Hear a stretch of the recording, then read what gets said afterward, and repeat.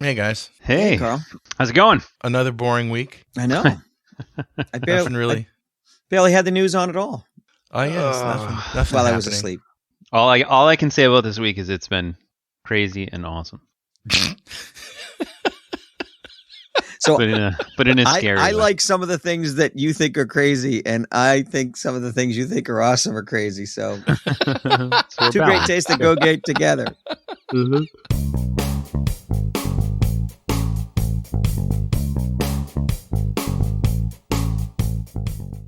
So, yeah, like I said, nothing really happened except a whole bunch of hacking, believe it or not, this week in regards to the Russia-Ukraine war. Yeah, we're not surprised, right? No. No, it's been coming for a while. And just for the record, I want to say, I have a dear friend from Kyiv, and we're old friends, and I love this guy to death. And, I told you about his mother-in-law. She is apparently safe in Ukraine, but still, it's just heart-wrenching to know what's going on in there. However, I just wanted to say that we are, we're a hacking podcast. We don't take political stands, but I think the world is pretty much all in agreement, except for Russia and its friends, that this is some serious BS that's going on over there. And I don't mean that like you can't believe it. I mean, it's like seriously wrong. The views expressed by Patrick Hines do not reflect those of this podcast, but I take sides. But they kind of do. But I take sides. But I take sides. I think we're all on the same side. Team Ukraine. Yeah. So yeah, Patrick and I are have very close people we know in Ukraine as well. So Yeah. One of my nicknames in high school was NATO. Wow. Why is that? So I'm very militaristic and very anti-Russian. Actually, let me clarify that. I love the Russian people. I really long for them to have democracy and freedom. Me too. Unfortunately, this is the hard road, but I think there's a chance, there's a glimmer. Maybe it's 20%, maybe it's 10% that when Putin falls, because I think he's going to fall, that our liberal democracy takes its place and the world is a much better place. Man, but that would be so nice. Ukraine is suffering for what potentially could be a better future. But I mean, I think back to Star Wars, like the Ewoks have come out of the woods. You know what I mean? Like that's what I keep feeling. Like, it's like the The Ewoks were pretty badass, by the way. Yeah, and so I changed my Twitter background to the Ukrainian flag with Grogu, Baby Yoda holding up his hand, and that's the symbol for me of what's going on. Like, these they're impossible odds. The Empire has walking tanks and armored vehicles and stuff, and we're gonna hide behind trees and shoot bows and arrows at them. Yep. The good news for Ukraine is it's not that one-sided. Ukraine's actually got better tanks than Russia. No, it's true. They just don't have as many. They have the home field advantage, which you never want to have in a war. Okay. Because that means you're fighting from home. But I think it's going to be a rough slog, and I don't think the Russians are going to come out of this the way they're hoping. Now, but this show is about hacking, right? It is. Yes. So let's talk about that. Let's talk about hacking. A lot of our stories, I'd say most of our stories, are about the fact that hackers have taken sides. Yes. And Dwayne, why don't you regale us in some of the ways that's happened? Well, and we'll go through all those stories and some of it legal, some of it illegal. So we'll go through some of that as well. But the first interesting thing I think we should talk about is probably how war has changed in a certain sense. Right now that cyber war, like Patrick has said, we're in a cyber war, right? Yep. But when cyber war is in the front of a kinetic war, it's very different. So in this particular case, according to Russia, it was not them, but somebody randomly hit Ukraine government systems and power stations, etc., with a wiper virus. Wow. Right. I believe it's called Foxblade. I wonder who could have done that. And it was right before the invasion, right? Right before the invasion. Weird. Yeah. Weird timing on that. Yeah, I think that was anonymous that did that, maybe. Yeah. No. So it's interesting to see the cyber contingent of like I said, of a kinetic war actually preceding the actual invasion. And it's no surprise. You'd think, okay, it's almost telltale, like they're telegraphing the punch. And they lie about it up until the moment the tanks cross the border. So I will bring a flash from the past. In the first Gulf War, I was in the desert as an infantryman. And I've heard the story, but I've never read an article about it. But the story goes that the U.S. managed to pass the Iraqis a tainted version of an update for their missile systems, and the radar-based anti-aircraft couldn't see any planes. So the sky was full of planes, and the radar saw none of them. Wait, whose radar? The Iraqis, Saddam, for the first Gulf War. So during the first air campaign, the 6 weeks, a lot of their radars, when they turned them on, we killed them, but they couldn't see any enemy to shoot down, so they couldn't acquire targets. And so that's the first, electronic hack, malware based in warfare that I know of. Well, we have a handful of them we got a bunch today. Yeah, we have a bunch of Oh my examples. God, just in the last week, there's so much stuff going on. If there's any guess as to whether this was or wasn't Russia, etc., this Foxblade wiper attack, what's interesting about the attack is for it to work, you had to have complete domain administrative access to the entire network. Wow. So you already had to own the entire network. There is not a hacker on the planet who's going to have godlike privileges on a network and then wipe it. You're going to keep access to it. So if it were a normal ransomware group or something along those lines, they're going to dig in and stay there as long as they possibly can. Yeah. And in this case, they attained those superhuman access to the network and then wiped the whole thing. They probably had it for months. Yeah, and that's you'd have to at that point have it for months and then burn it to the ground. So after we're done sucking all your data out, then we're going to delete it for you. Yeah, you're welcome. I think it's as credible that Russia says they didn't do it as that where they said they were retreating just before they attacked. Right. Or that this is a peacekeeping mission. Exactly. Exactly. Yeah. So let's talk about some of the amazing things. So the Ukrainians are organizing volunteers into units to do hacking. Yeah. And I think that's a page that we need to take. We need a militia. We need a hacking militia. Yeah. In the West, in the United States. I'd love to be, I'll take a lower rank, but I'll happy to be a colonel in the hacking militia. in the cyber reserves. And we should do that.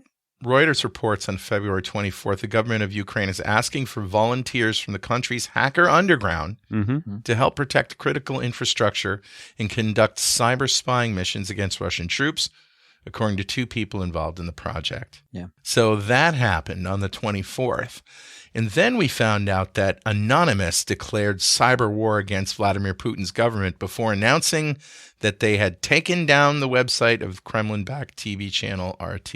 Yeah, and before we even move to Anonymous, though, this is an interesting move to enlist the hackers of the country. Because what's happened here is not only have they enlisted hackers inside the country, and they've taken there's a logistic nightmare here where you take in as many IT and security professionals as possible.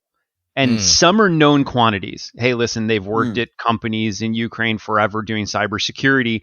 They're those professors somewhere, whatever. Right. So those guys get deployed to like power stations and whatever, trying to do cyber defense and make sure things are going to stay up and running. And then you have these unknown quantities where you go, okay, well, they've signed up. I don't know if they're from the other side. How do you vet them? Right. So I'm going to point them at a DDoS target, or I'm going to point them at a bank in Russia. I'm going to point them at whatever. And they just go offensively and start hitting things. But the other thing that's weird is they started doing this over Telegram, which is just a messaging app. And then they switched over to Signal, fully encrypted end-to-end communications as they broke out into teams. And reports I've heard is there are a lot of people around the world who joined up for that cyber militia. Yeah. Who are not in country. Right. And then there's legal ramifications there. But so it's interesting to look at how this was all organized. I don't think that we're looking for those people right now. I don't think we are. It's dangerous. It is dangerous. And our viewers, our listeners, just like if you show up in Poland and you cross the border and you fight, more power to you. But you're taking risks. If you start hacking Russia from here, it's still illegal. There's no law that allows us to do that. If you're in Ukraine, I'm pretty sure they've suspended any laws against hacking Russian targets. That being said, Patrick and I are going to be busy. And DDoS is actually fairly easy to run. DDoS is a distributed denial of service, or a denial of service is DOS attack. A DOS attack is when you throw as much traffic at a site so that it can't handle it. And by that, he means imagine 1,000, 1 million people all in a room with laptops that are all hitting the Google button at the same time, right? Millions and millions and millions of them. But Google can handle it. No, I know, but I mean that's what he means by throwing.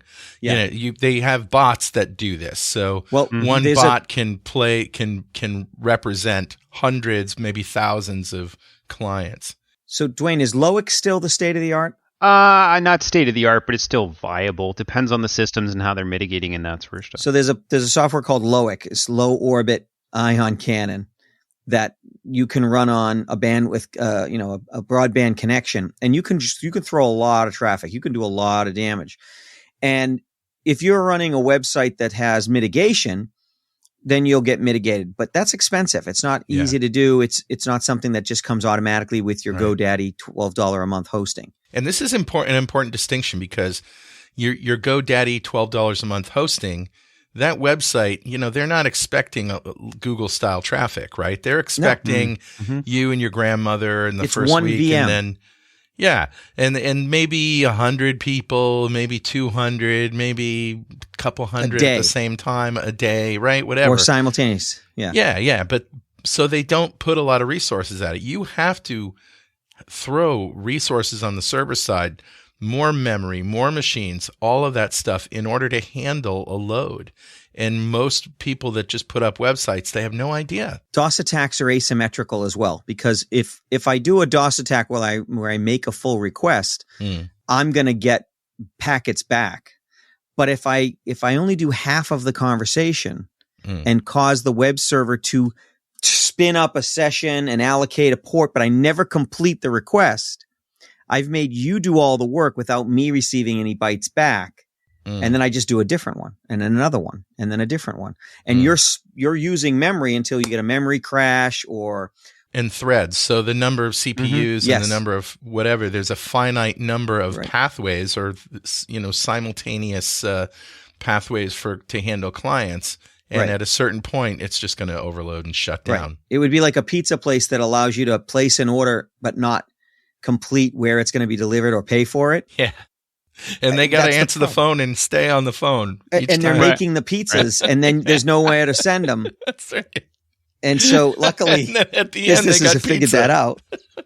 And they call their friends and chow down. So you can, with a fairly old tool like LOIC, from most sites, you can bring them down with a single broadband connection. Huh. Yeah. All right. So that's what we're up against. So the denial of service is but one kind of attack. Let's talk about Anonymous and what they did. Okay. So this is fascinating, and probably I would say a world first. We've never seen. We've obviously seen nation states hack, and we've obviously seen, cyber attacks go back and forth, but we've never seen really massive groups of hackers take sides. And Dwayne, I would agree with you that this is awesome. This is awesome. Totally awesome. I mean, I'm cheering. Anonymous, whether you like them or hate them, but they're, Anonymous has sided with Ukraine and said, you know what, we're going to start hitting targets, and we're going to start taking down sites in Russia. And just in general, Anonymous usually causes a lot of havoc and mayhem. Yeah. Anonymous hacking group has sided with Ukraine. Yes. Which is interesting to see, because oddly enough, you won't see a lot of. Well, they're actually really good about posting things. One of the subsects of Anonymous, which we'll talk about a little bit later, talks about accessing Russian spy satellites and shutting down that network. Yeah, we'll talk about that in a minute. But it is interesting to see a massive group like that and say, pick a side in the war and say, you know what, we're gonna side with Ukraine. But some groups have sided with Russia, the ones based in Russia. That's right. Like Conti. Well, yeah. So then you have your ransomware gangs, surprise, surprise, most of them siding with Russia and saying, Conti's one of the biggest, saying, hey, if anybody hits Russia in cyber, we're gonna retaliate. right? That's And right. we're going to start attacking targets as well. They would retaliate if Russia becomes the target of cyber attacks. That's what they said. Mm-hmm. Mm-hmm. So this is like the biggest guy in a bar room walking in and saying, if anybody starts any trouble, I'm going to knock you out. And then 5 little guys step up and beat the crap out of them because Anonymous took them down in a big way. So a 3-legged dog hobbles into a saloon and says, I'm looking for the guy who shot my paw. So it's interesting in that. So Conti says, "Hey, listen, we're going to attack anybody who attacks Russia." And oddly enough, remember a couple weeks ago when we had talked about the FSB, and they were quote unquote bringing down ransomware gangs in Russia? Yeah. There's a They were rumor. just delivering pizza. There's a rumor. They had plenty of it because the guy down the street who just didn't have anywhere for the pizza to go, he's got a surplus. Right. So there's a rumor going on right now that what they were doing is actually bringing them in. Wow. So that they could have more access and defend Russia, because Russia knew this was coming, right? So they weren't actually, So it'll be interesting to see what actually happens. But You're going to talk about how Conti got owned? yeah, so Conti right now, and listen, we're reading these news articles as they're coming, and it's obviously not New York Times vetting of every single thing that happens. So we're trying to read the tea leaves and see what's going on. But whether it was a sect of Anonymous, or whether it was, there's another rumor going around that it was actually one of the Conti's own internal engineers / hacker guys, got mad at the stance of standing with Russia, but all of their data was now released. So hundreds of thousands of email communications, their command and control structure was released. Active active connections into companies. So all of the entirety of Conti right now, all of their financials, which by the way, I think the recent figure was they've pulled $2.2 billion over the last 6 years. Did the decryption keys get released? Decryption keys have been released. I saw that this morning. I saw a news article saying that there's companies now with the decryption keys. They've read through enough of the communications to pull decryption keys and start releasing tools. Wow. So it's interesting how, even an organization that big, which they're massive, they entered in the war and got Speaking of rumors, tell me about this letter of marque that somebody's calling for. This is a fascinating story. Letter of marque is interesting. So, all right. So a lot of the, cyber, either offensive or defensive people that are outside of Ukraine have said, listen, we want in, we want to help out, we want to do whatever we can. And legally they can't. Legally, I can't hack Russia because that would be, that's not a good move. And there's a couple reasons why that's not a good move, but we'll talk about that in a second. But a lot of people have been calling for what's called a letter of marque, or a letter of marquee. Marquee. Yeah, marquee. But it's spelled MARQUE. Right. So a letter of marquee was, it dates back to, what was it? Fancy times. Looking for Middle Ages. Yeah, fancy times. It's like privateers. From the Middle Ages to the 19th century. 1618. Yeah, about that time frame, 1618, 1620. But what the letter of marque gave you the ability to do as a normal citizen was to become what's called a privateer. And then that's as not a a pirate, privateer, but no. But there's pirates are involved in this story. But go ahead. Yes. So as a privateer, you could then act on behalf of the government. State. Yeah. Right. The state to then go and hunt down pirates or do whatever it is, right? Well, in America, that's what they did. And around the Chesapeake Bay area, the privateers were hired to go hunt pirates and take their pirate ships and take all their booty and stuff. Bounty hunters. Yeah, they're bounty hunters, right? But they're not. They're not under a direct order, as Dwayne said. They just had this letter of marque. The British did it quite a bit as well. Yeah, right. Even in the War of the Wars. So it's interesting to take something from the 1600s. But is it legally binding to protect an American citizen from American laws? I don't think it is. Well, but I mean, what's going on is that the hackers are asking for this letter of marque from Ukraine, right? Yeah, but that doesn't change where you are. No, it doesn't. But it's interesting. So you could enter into the Foreign Legion, right? And you have to be You have to become a citizen of France, I believe, to do that. So much red tape. We just want to take Right, down I'm just freaking saying, Russia. I Just know. saying. So it's interesting. I agree with Patrick. At some point, Yeah. there needs to be some form, whether maybe it's even just a cyber reserve. So if you had a satellite connection and you Yes. got in a boat and you Yes. flagged the boat with Ukraine and you had a letter of marque and you went 50 miles off the coast or 100 miles off the coast, you could be effectively in Ukraine and you could do whatever you want in your international law. And you are now bound by the laws of Ukraine. And then you'd be in the clear, I believe. And this is me, not a lawyer, saying that. Yeah. But I think that you're still subject to the laws of the United States while you're in the United States. But it is interesting. It is very interesting. It brings up an interesting argument, though. Like, okay, none of us have the ability to, pick up a rifle and go run and help out in some way. But a lot of us do have some pretty sophisticated offensive cyber capabilities. Yeah. And here's the problem.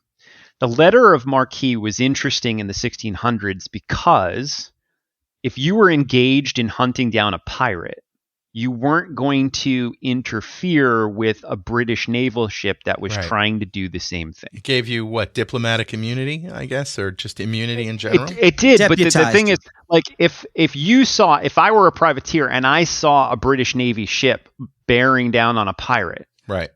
I wouldn't maneuver my boat in the way. In cyber, it's hard to know, and this is one of the other arguments to the other side of the other side is, listen, I get it. Like, our team probably has the ability to take down many, many Russian sites, Yeah. but we don't know if CIA, MI5, GCHQ, we don't know if any of those teams are in there getting data that they can then push off, right? Right. So you go in and you start taking down these sites, or you start saturating internet You lines, might or you screw start them up. right, and you might be screwing intel that's then going to the good guys, and that's why it needs to be more organized than, hey, we're going to give you a letter and say, Go go hack nuts. a random target. Best of Wow. luck.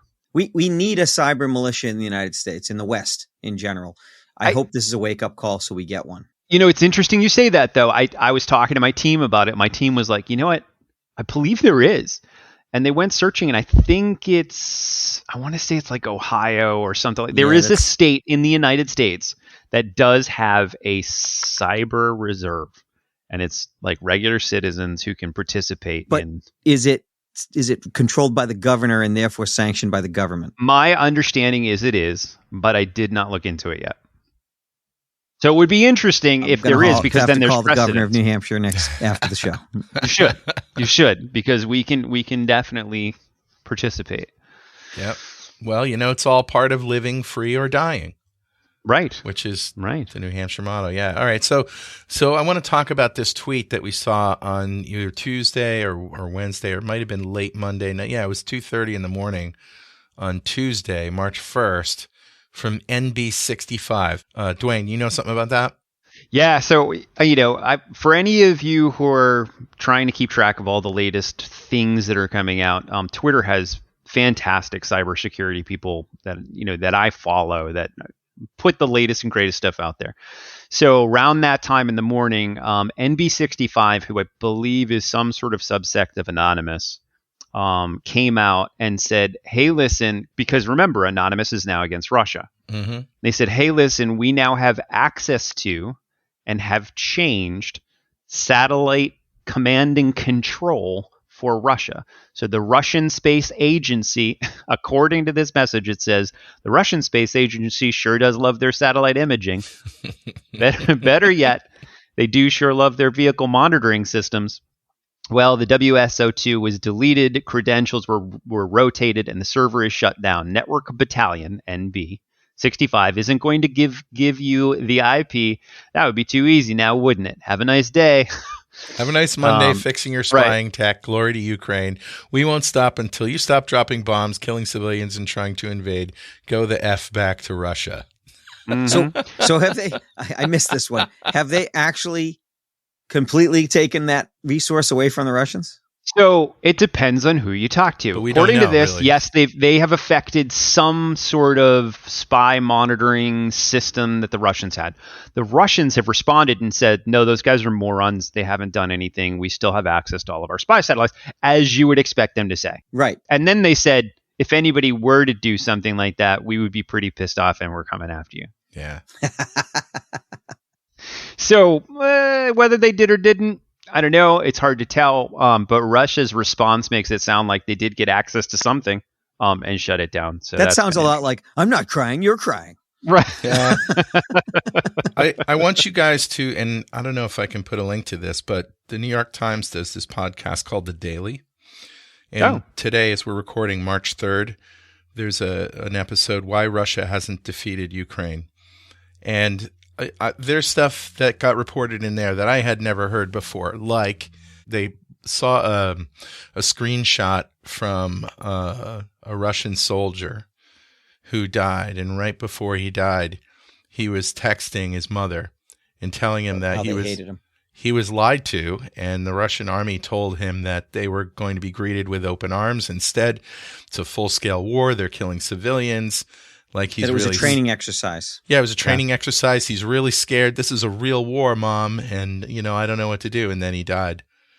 So I feel bad for the Russian soldiers, not nearly as much as the Ukrainians, but they're caught in this. This is Putin's war. Yeah. Mm-hmm. The Russians are victimized, not as much as the Ukrainians, but they are victimized. Yep. So let's. I mean, I know we're a cyber podcast. And yeah, I know. It's just hard to ignore the reality of what's going on. Yeah. Yeah. All right. Let's talk about Superbank or Sberbank.ru.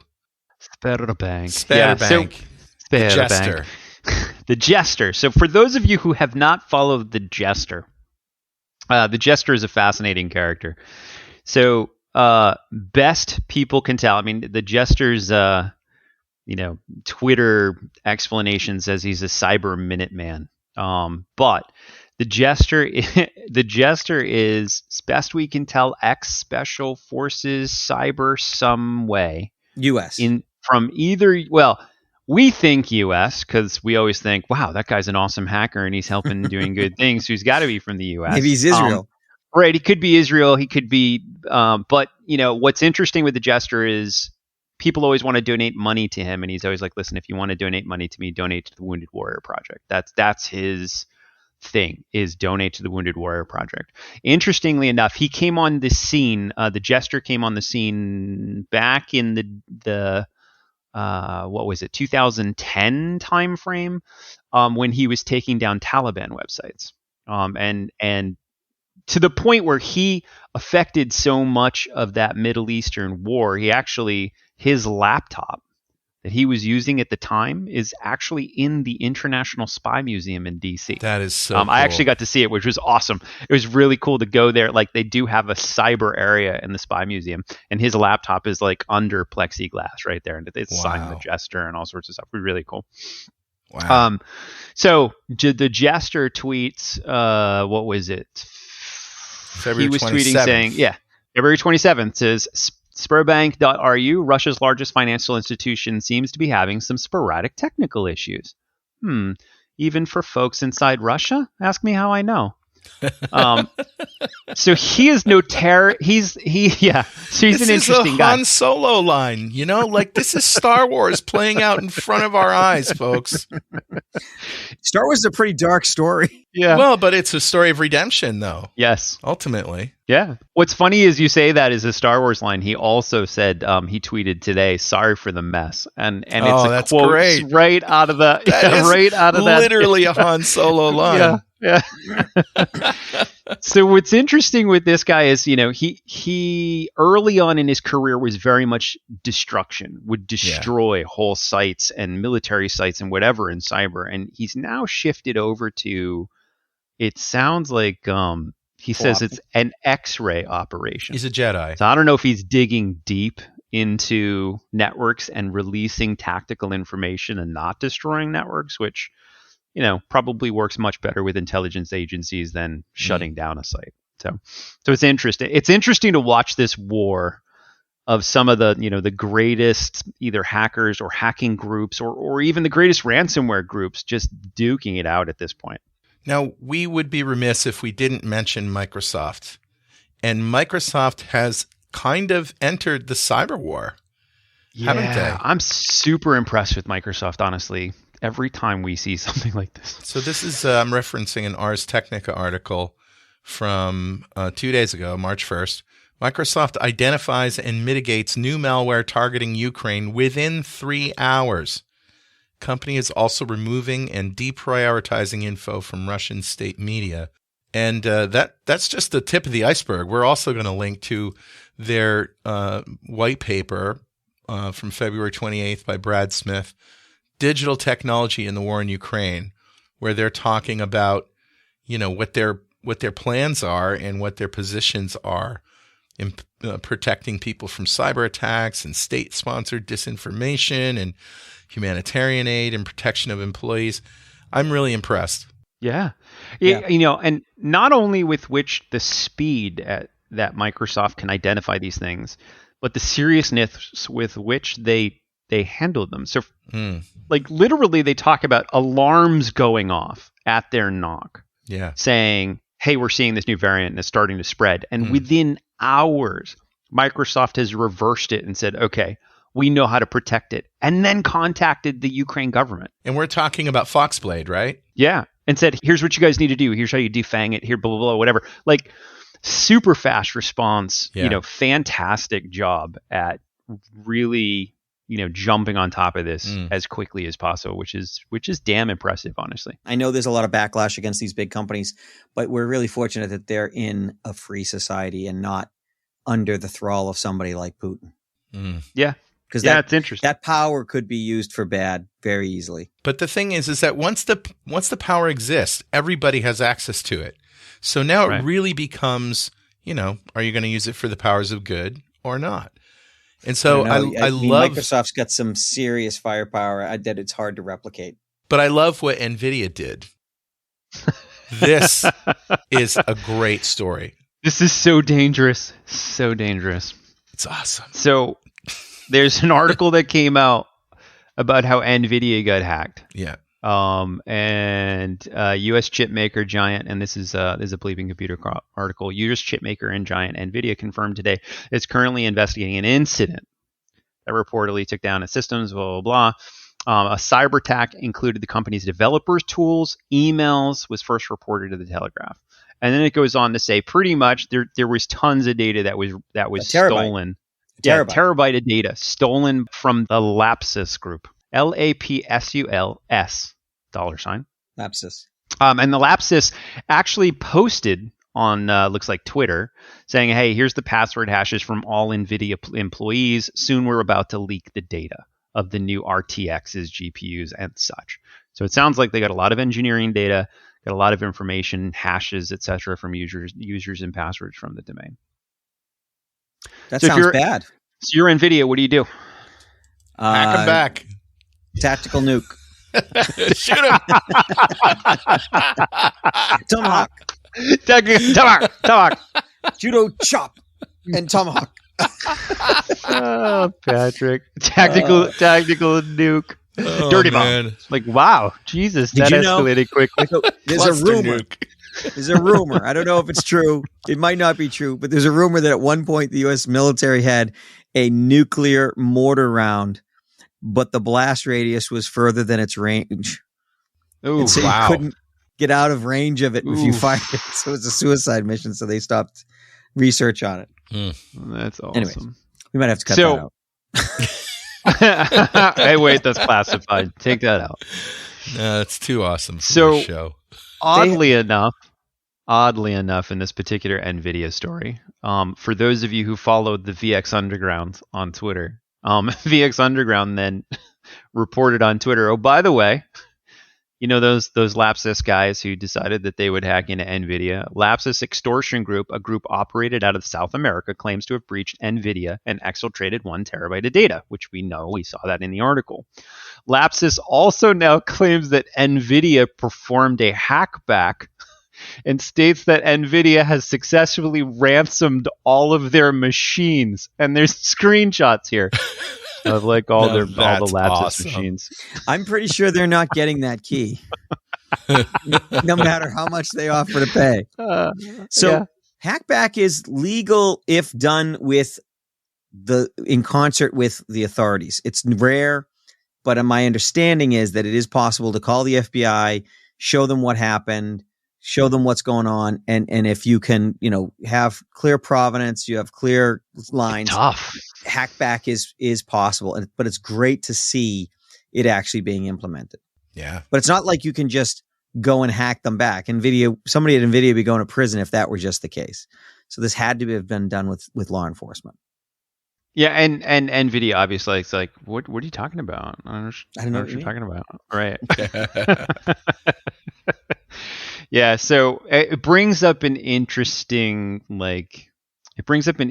topic of, okay, so if you do get hacked, is it legal to go back and hack them back? And right now I think that's tough because of attribution and all that other good stuff. It's not tough. Legally, it's not legal.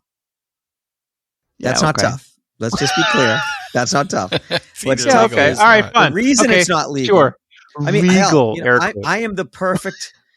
Trust me. If I wish I'm an advocate of hackback, but we've had this conversation before offline. I know. The problem is attribution, and false flags are everywhere. So if Carl, if Dwayne wants it to look like you hacked me, he can make it look like you hacked me. And then if I hack back, I'm hacking you. That's the problem. I suggest a new strategy. Let Dwayne win. Let the Wookiee win. Let the Wookiee win.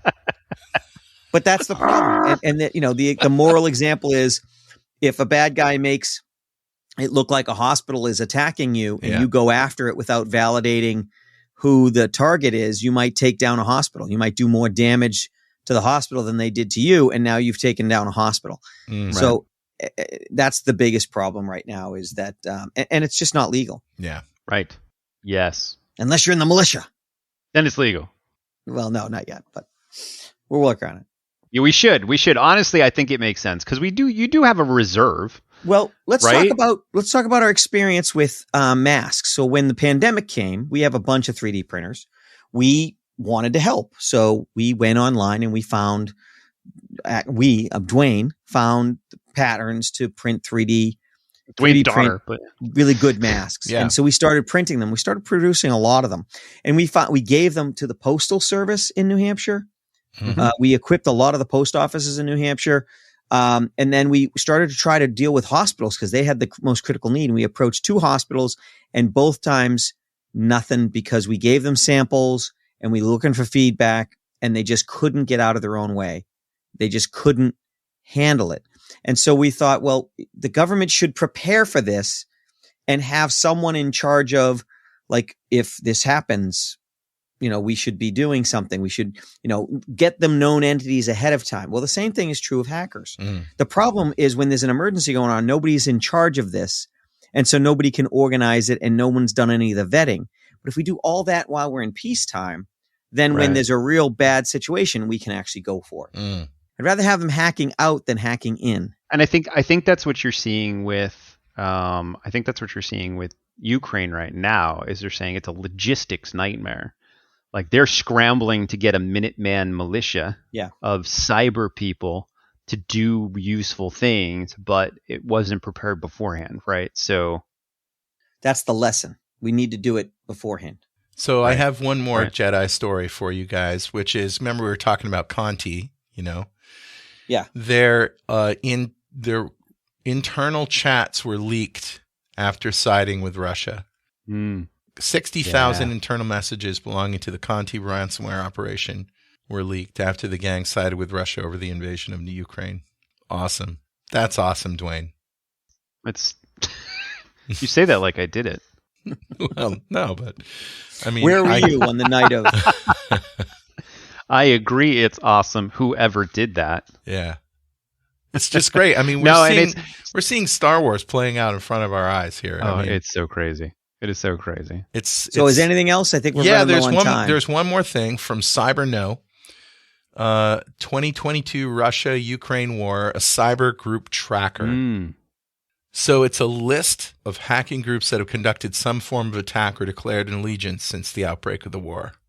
And it's large. It's large. Like, I'm surprised there are so many groups taking a stance at this point. Yeah. Especially seeing what's happened to Conti, but I mean, you've got like Against the West, or ATW, there with Ukraine. Right. Belarus Cyber Partisans, there with Ukraine / Free Belarus. Anonymous, Ukraine. GoSec, Ukraine. IT Army, Ukraine. So I suggest the three of us declare for Ukraine right now and see if anybody takes us down. Because then we've hit the big time. We've really hit the big time if someone takes us down. They'd just That's be it. like, "Will Security you guys this week. shut up?" Security this week supports Ukraine. Only if you take us down, man. Only if you take us down. Yeah. Dare you. Dare you. All right. Well, our hearts go out to the Ukrainian people, and man, they have so much heart. They're throwing themselves under tanks and just blowing up roads and trying to stop the army. It's really, I have advice. really amazing. I have military advice, guerrilla advice that is absolutely practicable, and that is something everybody should use. So you see a lot of pictures of the civilians in front of vehicles and, standing in front of vehicles. If everyone had a few caltrips are easy to make. It's pretty much nails. So basically imagine a jack. Remember Jacks, the game Jacks? Yeah. Imagine those with nails on the ends instead of little nice, nodules. ends. Yeah. If you take a couple of nails and make a jack out of that, a caltrip it's called. Okay. And you put it under the tire of any parked military vehicle, it'll pop the vehicle when they roll over it. Yeah. But you can put it in place in any kind of, if you can get close enough to the vehicle to hit the hood, you can throw a caltrip or two underneath the tires, and then they can't move if they got all flat tires, at least not far. See, I'm usually giving hacking advice, and now Patrick's giving guerrilla warfare advice. Yeah. So. And the other thing is laser pointers. We should never point a laser pointer at a plane or at a vehicle unless it's Russian and attacking Ukraine. Yeah. It's funny you're saying that. I was thinking, what if you got like 200 laser pointers and taped them together and turned them all on? That would that cook someone's retina? All the cats in the world would be like, "What the hell is that?" Oh, you could lure a giant cat to come There and you destroy go. the Russian army. That's awesome. We should definitely. All right, guys. On that note, Thanks a lot. Thanks for helping me feel better after a week of really depressing news and uplifting news. I gotta tell you, No doom scrolling. Yeah. All right. Well, we'll see you next week.